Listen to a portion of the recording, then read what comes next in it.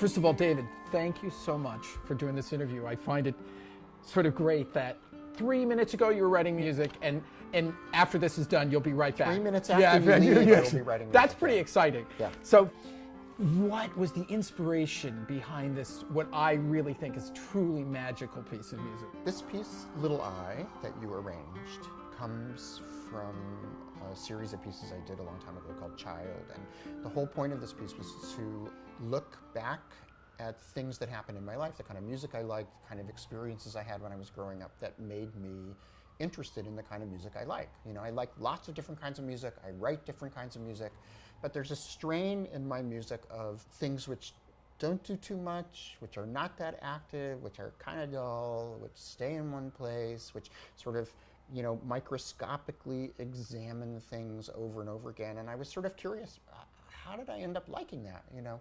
Because it's not the music I grew up playing, it's not the music I grew up listening to. How did I decide that that was an appropriate thing for a piece of music to do? So with this particular piece, Little Eye, I was just sort of remembering how I would go on all of these car trips with my family when I was a kid. And we would play this really boring game, which was, you know, I spy with my little eye, and you'd notice something outside of the car or in the car, or, you know, wearing, you know, on the clothes of the person next to you, right? You know, and it's unbelievably boring, right? But we played it every car trip, and it was sort of like, oh, we can't wait to get in the car to play this incredibly boring game. And no one enjoyed it. It's just really boring, but it was just the thing you did. And somehow, miraculously, time passed. Wow. You know, so it was this weird thing where it's just, you know, looking at details and not being that interested in them, but somehow the passing of time and the noticing of these details got merged together. And I thought, maybe that's where I learned how to make this kind of music. Wow, that's a great story. In that, what I find interesting is that you have, it's in 2/4, rhythmically speaking, so it's 2/4, so you have one bar of 16th notes, then you have a bar of triplets, then you have 8th note triplets, and then you have a bar of 8th notes, and you have a bar of triplets again, and then we're back. Right. With some alteration, with some, occasionally you leave out a 16th. Yeah. But basically that's it. Now that rhythmic idea, was that the first thing that came for this piece, or were the pitches the first thing? Or do you remember, were they simultaneous? How did You know, with this piece, the pitches existed. And then what happened was I was trying to figure out what to do with them. Right. And so what I thought was, you know, I never want it to feel like it's settled someplace. Right. So I just thought, what if I take these pitches, which I really like? I had this long melody, which I really love, which did very little, as you know. Right. And I thought, you know, I'm just going to make it so it doesn't really have a time signature. It's just going to speed up and slow down. So it's like always in the process of changing itself a little bit, but it's never really locating someplace, and also it's never getting far enough away from where it was that you get interested or excited about how far away it is. It was just this idea, I'm going to do one little thing to make it a little bit unstable. So that was it. So I have this melody which was completely written out. I'm going to, you know, apply this, you know, kind of rigidly flexible structure on top of it that's going to make it expand and contract. And hopefully that will keep us in the same spirit of the rest of the piece, which is, you know, being interested but not too interested. Wow. And you were pretty rigid about it, like saying, you really don't alternate that rhythm. It's there for the duration. It's very rigid, but I will tell you a secret of how it is unrigid, which is I wrote the entire piece, I wrote the entire melody, I wrote the things which go expanding and contracting, and then I went in and and then I erased notes based on where I felt like we should erase notes. Cool. So basically what was the kind of intuitive part of the composition of the piece was figuring out when we had too many notes and where the rests should be. So to me, I don't look at this piece as being, here's a melody. I look at it as being, here's this process. Oh, and those rests are in the really cool places. Right, because they are there. Yeah. And I experienced them. Yeah, well, you have to, because they're, you know, mindlessly tiny, and you have to know where they are. Yeah, indeed. Yeah.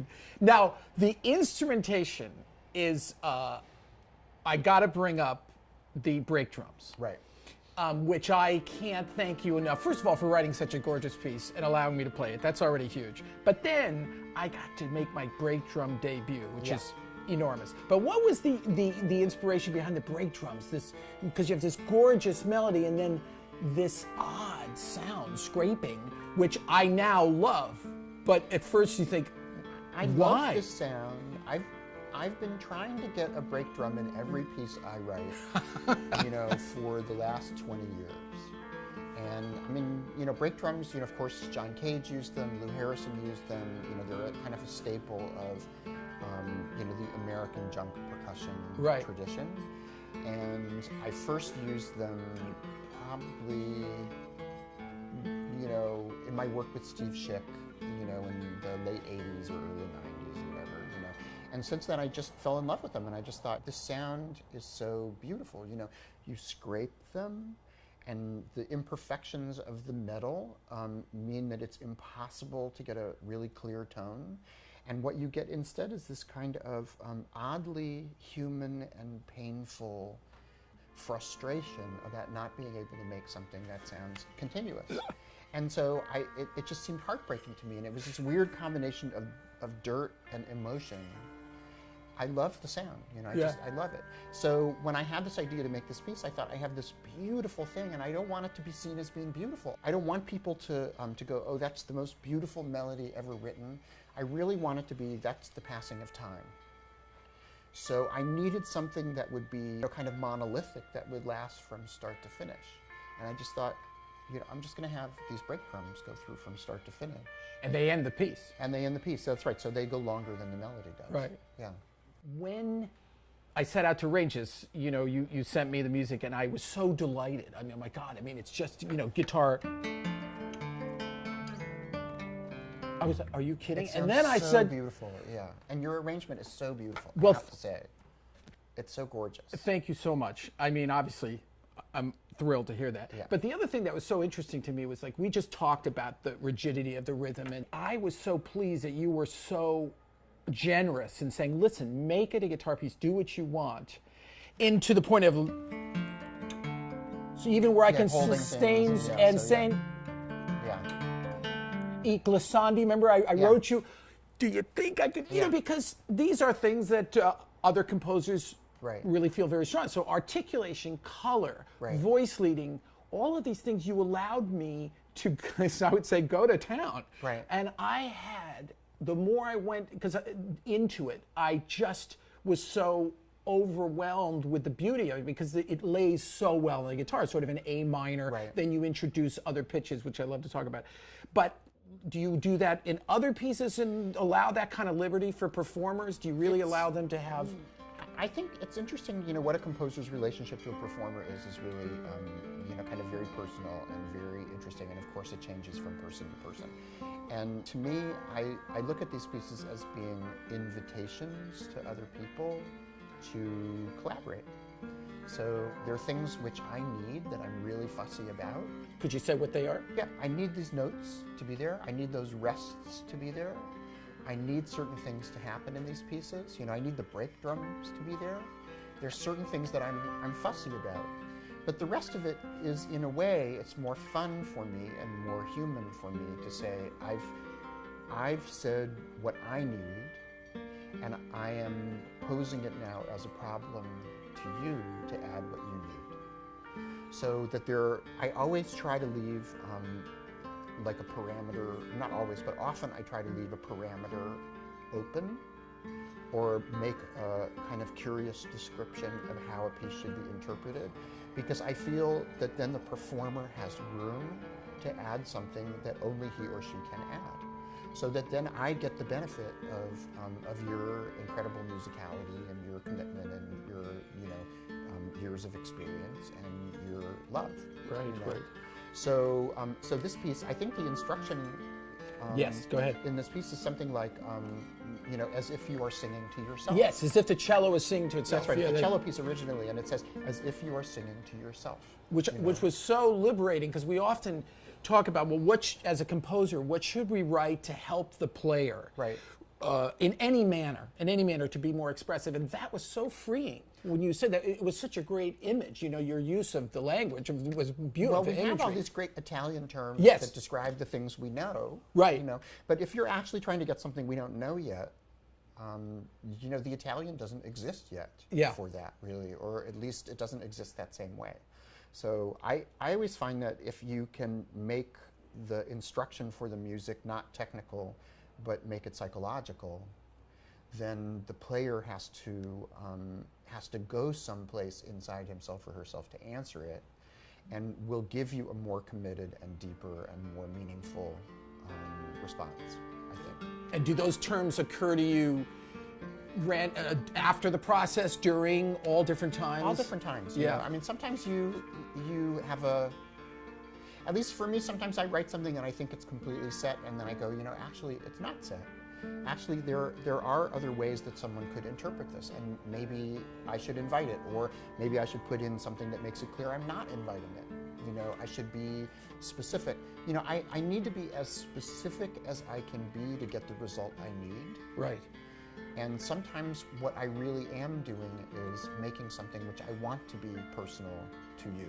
Right. And, right. And if I really want something that's personal to you, I then cannot be a fascist and order you to do something exactly the way I want it. Because I do remember thinking, oh, is he going to allow me to use it, you know, to Yeah. drop an octave down? Because the Yeah. guitar is telling me, Yeah. you know, if you did this, I'd be mighty happy. You want to make the instrument happy. I Yeah. mean, you know, that was such a delight to me. So the arrangement kept growing even as the piece, you know, Right. it grew as I was learning it. I just kept saying, oh, yeah, this down an octave, or this with a harmonic. Right. So I so appreciate what you're Yeah, saying. well, you know, the result is it sounds really good. Thank you so What much. composer in his right mind would not want that result? Right, you right, know? right. But it's the micromanaging that is very. Well, there's some things you have to micromanage, and you know, there's some pieces that are freer than others, and there's some composers who are actually really good at micromanaging. Right. But the odd thing about it for me, which I didn't realize this until years later, but you know, I wrote a piece, kind of like my first greatest hit was this piece called The Anvil Chorus. I wrote for solo percussion, and you know, many percussionists play it. Right. And I was basing it on the Xenakis Sappho, which is not completely explicit about what instruments are used. And I just thought, I'm just going to describe the kinds of instruments. You know, these are melody instruments, and these are non-resonant instruments, and these are metal. And I just sort of described the categories of instrument, and every percussionist has to solve it. And what that means is that I hear the piece differently every single time. You know, everyone plays it very differently, and everyone's version is unique to him or her. Great. And it makes my life so much more interesting, because imagine how boring it would be to have a piece that gets played 1,000 times, and you have to hear all these performances, and all you're doing is sitting there going, well, it's not exactly the same as the last one. You know, to me, I go to these performances, and all I am paying attention to is how much invention the player has, and how the problems got solved uniquely. And to me, it's unbelievably fun, you know, to see these performances. Because that's when Little I too, you're saying, Yeah. you know, with the accompaniment. That's when I thought, oh, well, you know, our friend Jack V's just got a pedal steel guitar. Yeah. I thought, what if, you know, Well, the accompaniment, you know, for the original is cello, and it says 4 people playing percussion who are not percussionists. Right. I didn't want them to be skilled, because what I asked them to do is very simple. And I just didn't describe the instruments. I said they have to be capable of sustaining. And I gave pitches, and I said you can play the pitches in any octave. So basically, it's very free, and I've heard it, you know, with the accompaniment played on 4 pianos. I've heard the accompaniment played on, you know, 1 harp playing all 4 parts. I mean, I've heard it in all these different ways. Right. And again, to me, it means I can go to a concert and I can be genuinely curious about what's going to happen. Great. Finally, just your relationship with the guitar. Now, I just learned that you said you played guitar in college. Yeah. Well, I played guitar in a band in high school. I played electric guitar, and I was terrible, and I was not any good, and it was not for real, and it was just like I had one. I was a brass player, and I played trombone, and I played all the brass instruments. And when I went to college, I played trombone in the marching band, and I played bass trombone in the jazz band. I played horn in the orchestra. I played percussion in the orchestra. I played, bass at one point. I played lots of different kinds of things, and I was not good at any of them. Right? I sang in the choir. I sang in a Gregorian chant choir. I did lots of things. But as part of my major, I was required to take music lessons, and I didn't want to take lessons on all the instruments that I was already playing and all these things. And I thought, I will be a better composer eventually if I learn how to play the guitar. Whoa. So I took guitar lessons for 2 years when I was in college. And what I wasn't very good at it, but I really enjoyed doing it. And what I really wanted to do was learn how to arrange for guitar. So I worked on all these Scriabin etudes, which were really beautiful and fun. And there are all these fun things you can do with guitar. And I tried, I tried to do these things, where you would transcribe Couperin. Right, right. And you would try to keep the original just intonation. Yeah. So it's totally fun. But the thing that I loved the most about playing guitar, which I do think got into this piece and got into my thinking about it, was I really felt all the time I was playing guitar that nobody could hear it as well as I could. That you play guitar, right. And even when you are in front of a small audience, the person who has the best view is you. And that's not true with any other instrument, and certainly not true with trombone. It's like the point of trombone is I am offering something to the world, and my bell is pointed right at you. But the thing about guitar is I always felt, even when I was playing with my teacher, and my teacher was, 2 feet away from me, I always felt, I hear this better than you do. That is a very weird thing, and it makes the experience of playing the instrument very emotional, I think, because it's really about your internal life. Wow, yeah, beautifully put. I do think that got into this piece, Wow. even though I didn't write it for guitar. Right. But I do think that idea of saying, there's a piece of music that you might actually play that's really just for you. Wow. I really think that's where it started. And just, you've written a lot of guitar music. I mean, duo guitar pieces. We just heard your premiere of 120, which you and I shared that concert. What is it, either electric guitar with the work on Bang in a Can, or the duos, what is it that, you find alluring, besides what you just said, which is huge? I like a lot that it has a kind of populist feel, that there's a sense that there's a guitar in every home, and that there's a kind of music which says, we accept you as a guitar player if you only know how to play 2 chords. Right, that's beautiful. And the other side of the spectrum is true as well. We accept you as a guitarist if you are an unbelievable virtuoso, and everything in between. Right. And the kind of music that you make is up to you, and it's not about your respective level of professionality or accomplishment. You can find some way to express yourself as a guitarist somewhere on that spectrum, however it works best for you. And I spend a lot of time writing really difficult music for really skilled players of all different kinds. And I don't think that there's that sense of the fluidity between the amateur and the professional that there is in piano or that there is in violin. Right. I think there's a real sense there's an amateur violin and there's a professional violin. Right. But I really think that it's hard to go up to someone who knows to play only a couple of chords and is regularly selling out arenas and making millions of dollars as a guitarist and a songwriter in the pop world, and to say to that person, oh, I have questions about your ability to play your instrument. You could never do that, right? It would be completely insane, right? Right. And I love that idea that, here is this instrument which really is like a big doorway that can be walked through by a large number of people. That's just beautiful. Thank you so much, man. I really, really, really appreciate it. Thanks for including me in your project. Oh my God, what an honor. Great.